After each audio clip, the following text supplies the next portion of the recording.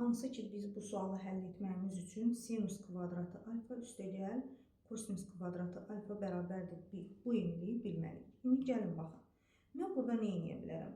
Kosinus kvadratı alfa bərabərdir 1 çıx sinus kvadratı alfa yaza bilərəm, əvəz edə bilərəm. İndi baxın, burada mən almışam ki 1 çıxılsın sinus kvadratı alfa.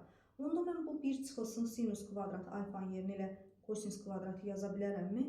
Bəli, yaza bilərəm. Gəlin yazaq, bərabərdir. Sürəti olduğu kimi yazıram. Sinus alfa, kosinus alfa bölünsün. Həmən bunun yerinə gördünüz, burada almışam. 1 çıx sinus kvadratının yerinə kosinus kvadratı alfa yaza bilərəm. Kosinus kvadratı alfa yazdım. İndi fikir verin. Kosinusun biri getdi, biri qaldı. Nə qalır geridə? Sinus alfa bölünsün kosinus alfa. Sinusun da kosinusa nisbəti biz bilirik ki, tangens alfaya bərabərdir. Bizim cavabımız olar elə burada 23-cü sualda B variantı.